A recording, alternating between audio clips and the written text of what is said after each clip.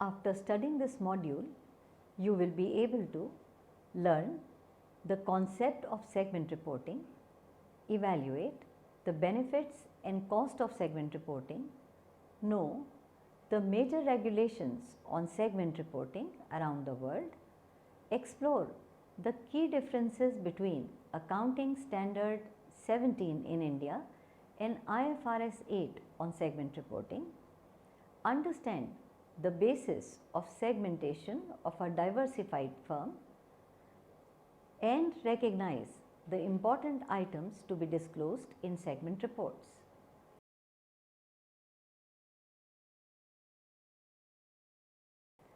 The extent of availability of financial and other relevant information of business enterprises to investors, creditors, lenders, and other stakeholders significantly determines the efficiency of capital market, the rate of capital formation, and the efficient allocation of resources. Adequate and transparent disclosure is likely to have a favorable impact on firm's cost of capital, share price, and market value of the firm. Thus, qualitative business reporting stimulates economic growth and development. This module focuses on segment reporting, that is, reporting of segment information. The diversification of business operations creates need for segment aggregate financial information.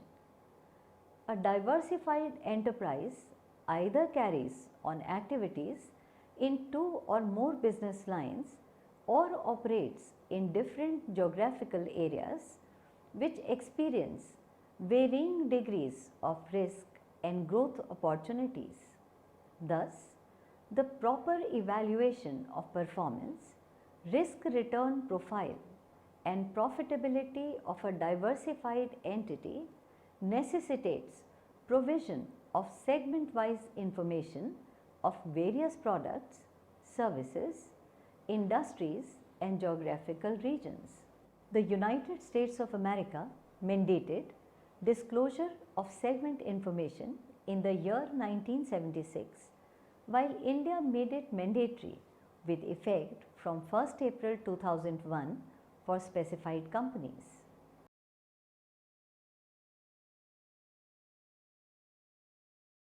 Segment reporting is a type of financial reporting in which firms make separate information disclosures by identifying reportable operating segments.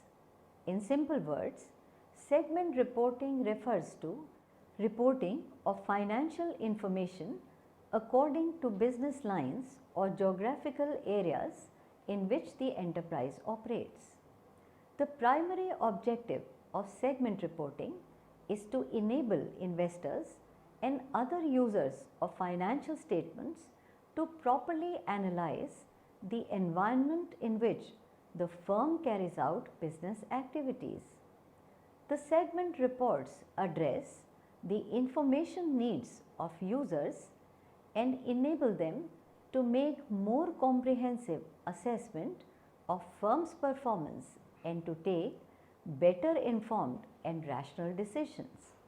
They also assist in predicting firm's future cash flows and in determining market value of the firm. The need for segment-wise information arises from the fact that the consolidated financial statements only provide an aggregated view of the financial performance of the enterprise from all the business lines and geographical regions taken together. The lack of information to the investors leads to faulty investment decisions and inefficient allocation of resources. The segment reporting provides detailed information to investors, and that plays an important role in maintaining capital market efficiency. In India, segment reporting is governed by the Accounting Standard 17 or called as AS 17 issued by the Institute of Chartered Accountants of India. This standard is mandatory with effect from 1st April 2004 for enterprises, namely number 1, whose equity or debt securities are listed or in the process of listing, whether in India or outside India. Number 2, banks and financial institutions including cooperative banks. Number 3, insurance companies. Number 4, whose turnover for the immediately preceding accounting period exceeds rupees 50 crores. Number 5, whose borrowings including public deposits exceed rupees 10 crores at any time during the accounting period. 6, holding and subsidiary enterprises of any of the above. The Securities and Exchange Board of India, popularly known as SEBI, also encourages reporting of segment revenue, results and capital employed. Accounting to revised clause 41 of the equity listing agreement, if a company has more than one reportable primary segment as per AS 17 provisions, it is also required to report quarterly, half-yearly and annual segment information in the prescribed format.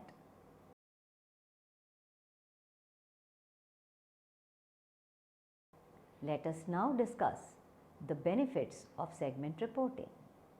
Many users of financial reports are interested in information about the performance of one particular part of the enterprise rather than the enterprise as a whole. The consolidated financial statements do not address such information needs for the users. Disclosure of segment information provides an insight into how value is being created by the company. It also helps to understand the company's strategy and opportunities and risks faced by the company.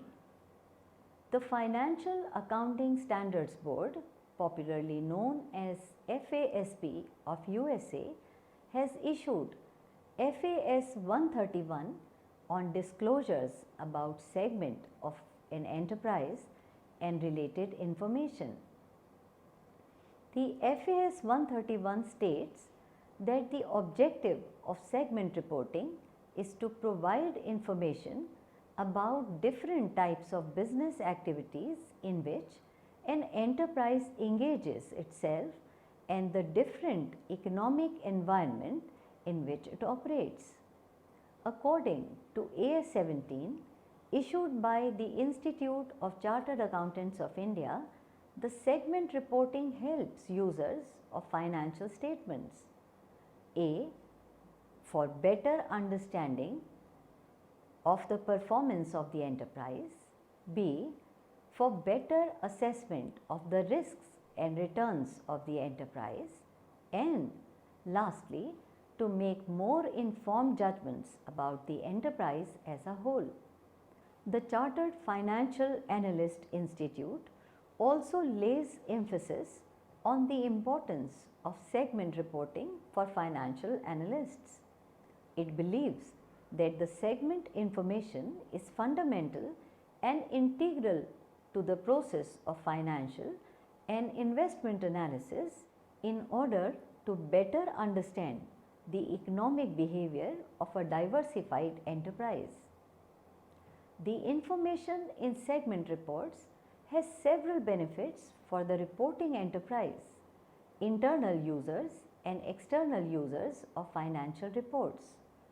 Some of these are: number 1, complete, true and fair disclosure.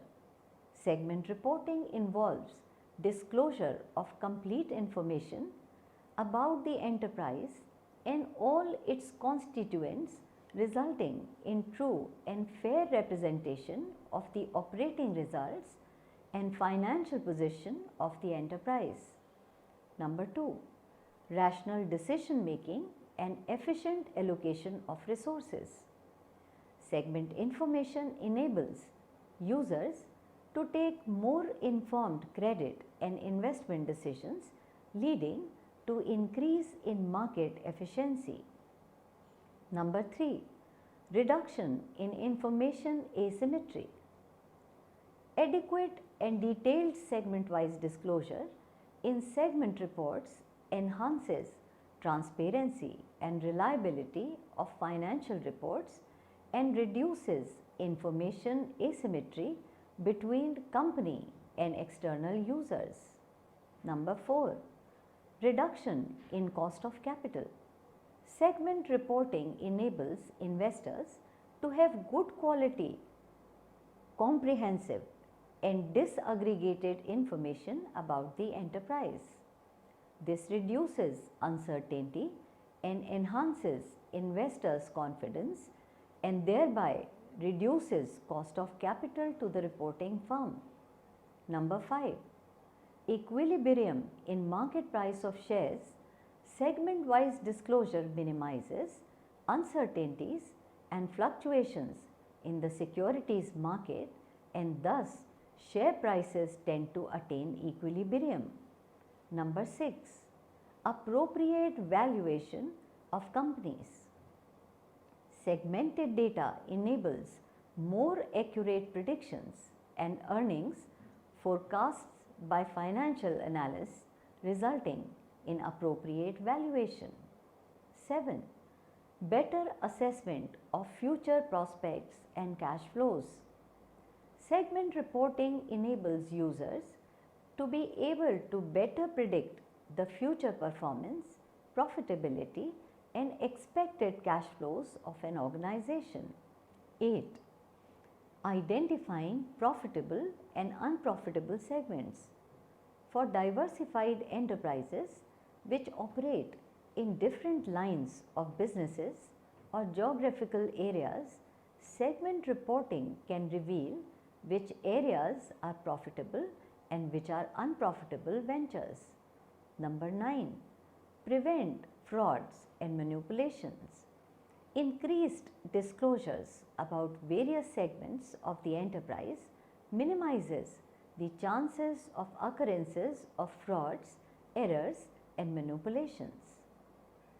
Various research studies have examined the potential benefits of segment disclosures and have observed that segment disclosure reduces risk and increases market returns of reporting entities. Also, the predictions and forecasts based on segment information are more accurate than those based on aggregated data. However, the aforesaid benefits of segment reporting may not be achieved in the entirety, since companies are not required to provide information on all segments. The companies have been given discretion to identify reportable segments. This causes companies to report on few broad segments only which qualify the limit prescribed under relevant accounting standard and regulations. Thus, there is a need to amend the accounting rules suitably in this regard.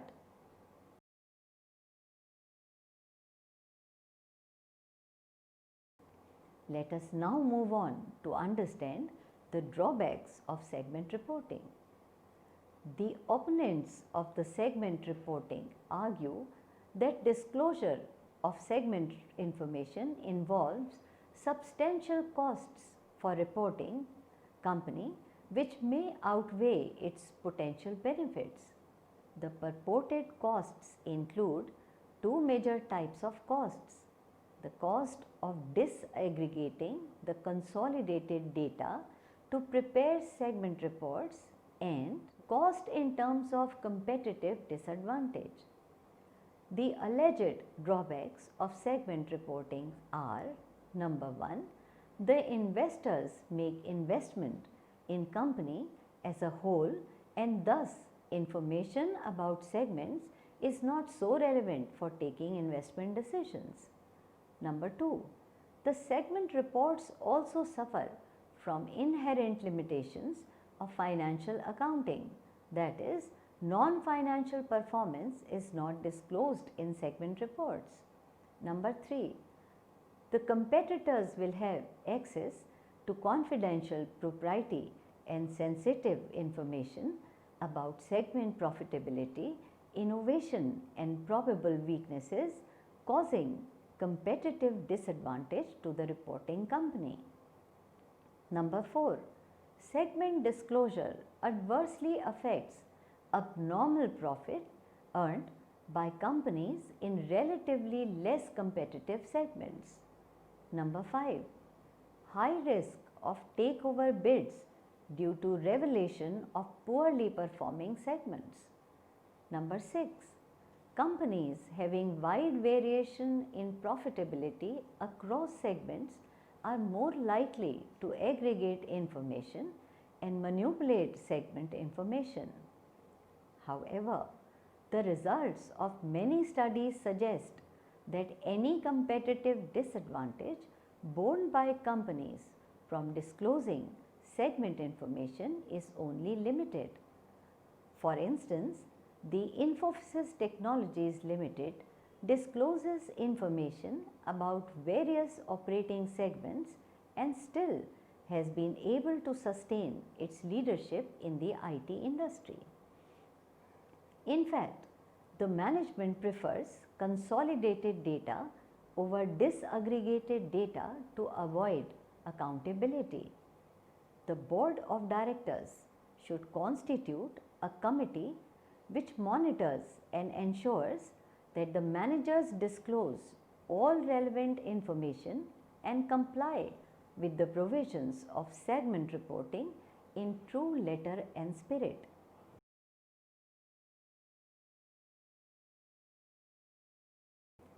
The different accounting standards regulating segment reporting in various parts of the world have been listed in the table.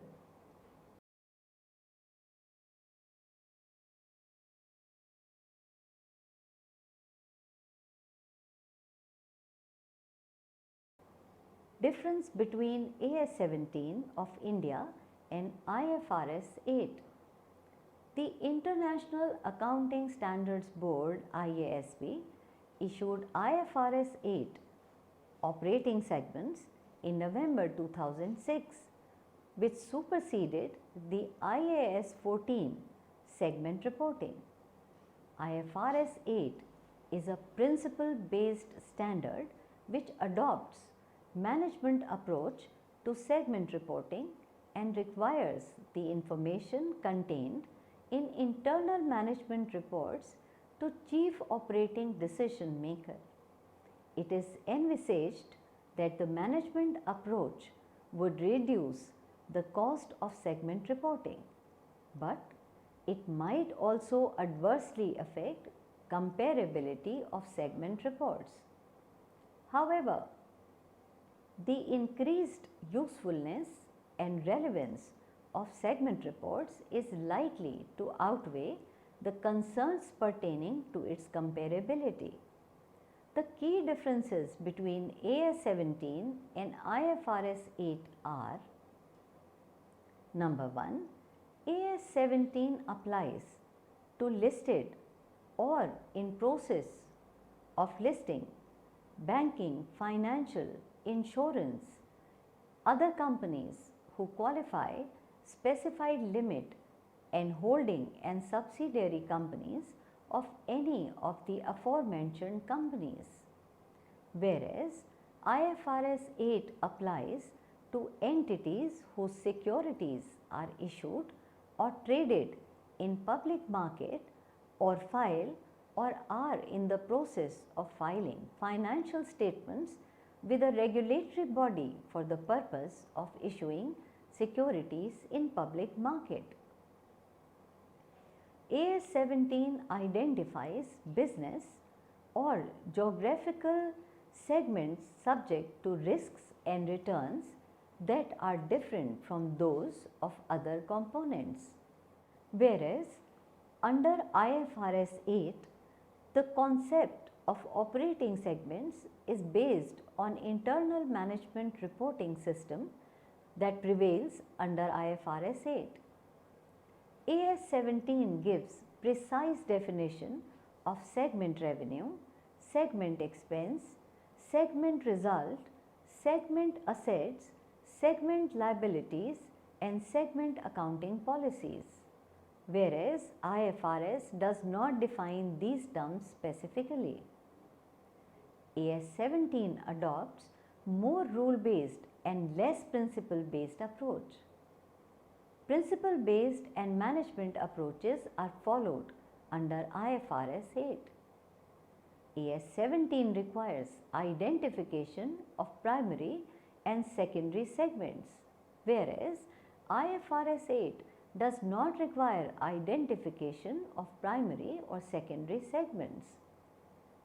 As per AS 17, segment reporting is based on accounting policies adopted for preparing the financial segments of the enterprise as a whole, whereas under IFRS 8, the reporting is done based on internal financial reporting. An entity must describe about the way of determining and measuring reportable operating segments. As per AS 17, a segment is reportable if it meets the 10% threshold criteria of revenue or operating results or assets, whereas under IFRS 8, a segment need not have minimum revenues to be disclosed as a segment. If it is being assessed separately by CODM, it has to be reported. No requirement of reporting based on customers is there under AS 17, whereas under IFRS 8, reporting by major customers is required.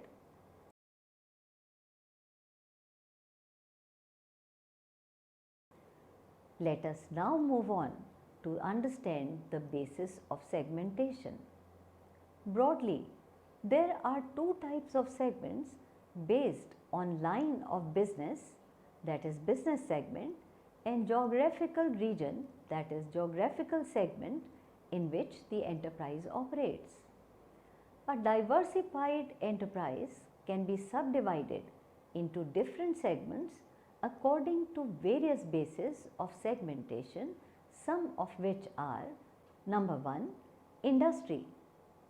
Industrial segmentation organizes companies into broad industrial groupings based on similar production processes or similar products or services. For example, agriculture, energy, food and beverages, pharmaceuticals, electronics, telecommunications, apparels, etc. 2. Individual products and services. The individual products and services may also serve as a basis of segmentation. For example, apparels may be disaggregated into shirts, trousers, jeans, t-shirts, nightwear, suits, saris, etc. Number 3. Product lines. This refers to narrow grouping of similar products and services into a product line or line of business. For example, apparel industry may be subdivided into a number of products such as menswear, women's wear, kids wear, etc. Number 4. Geographical areas. As per AS 17, a geographical segment is a distinguishable component of an enterprise that is engaged in providing products or services within a particular economic environment, and that is subject to risks and returns that are different from those of components operating in other economic environments. In simple words, enterprises are segmented on the basis of place, region of operation, which may be domestic or foreign. Number 5. Major customer categories or market structure. An enterprise will provide information about its major customers. According to SFAS 131, a group of entities known to a reporting enterprise to be under common control, central government, state government, local government, foreign government, etc., each shall be considered as a single customer. 6. Profit responsibility centers or divisions. A profit center is one whose manager is accountable for both revenues and costs. It is treated as a separate and independent segment of an enterprise. A division may handle variety of products depending on competence of managers.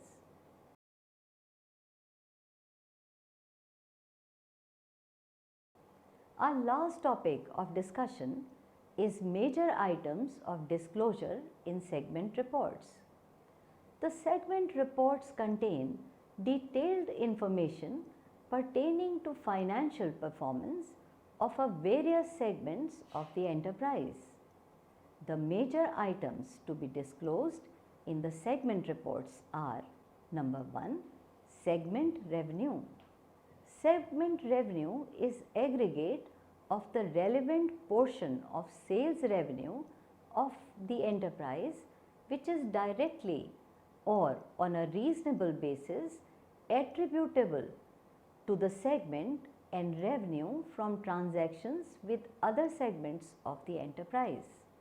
However, segment revenue does not include extraordinary items, prior period items, interest or dividend income and gains on sales of investments, unless the operations of the segment are primarily of a financial nature. Number 2, segment expense. Segment expense is the aggregate of expenses resulting from operating activities of a segment. For example, cost of sales and other operating expenses, and relevant portion of enterprise expense which can be directly or on a reasonable basis be attributable to the segment.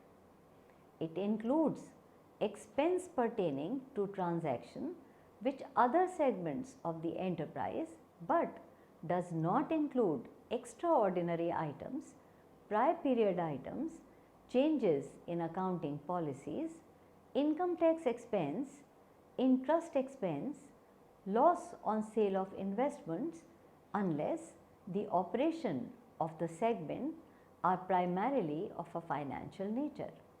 Number 3, segment profitability or result. The segment result is the difference between segment revenue and segment expenses. The segment contribution, that is, segment revenue less variable expenses, and segment net profit, that is, contribution less fixed expenses, may also be disclosed in the segment report for better planning, control and decision making. Number 4, segment assets. These are the assets of the enterprise that are directly employed in the operating activities of the segment or can be allocated to the segment on a reasonable basis. Segment assets are determined after deducting relevant allowances and provisions like provision for bad and doubtful debts, provision for depreciation, etc., and does not include deferred tax assets and excess payment of income tax. Number 5, segment liabilities. These are liabilities that arise from the operating activities of a segment and that which are directly either attributable to the segment or can be allocated to the segment on a reasonable basis. Segment liabilities do not include income tax liabilities and deferred tax liabilities. Number 6. Segment cash flows and fund flows. The sources and uses of funds and the amount of cash flows arising from operating, investing and financing activities of a segment should also be disclosed to enable better assessment of liquidity position of the segment. Number 7. Segment accounting policies. These are the accounting policies approved by the enterprise for presenting segment related information in separate or consolidated financial statements. These policies define the criteria for identifying segments, pricing inter-segment transfers and allocating revenue, expenses, assets and liabilities to those segments. Changes in accounting policies adopted for segment reporting that have a material impact on segment information should be disclosed. Number 8. Primary and secondary segment information depending on the dominant source and nature of risks and returns should be reported in respected formats prescribed under accounting standards. Number 9. Reconciliation. An enterprise should reconcile the information disclosed for reportable segments and the aggregated information of the enterprise. Number 10. Inter-segment transfer. The method of pricing inter-segment transfers and any other changes therein should be disclosed in the segment report. Number 11. Extraordinary items. Extraordinary, unusual and infrequent items attributable to the segment should be disclosed in segment report.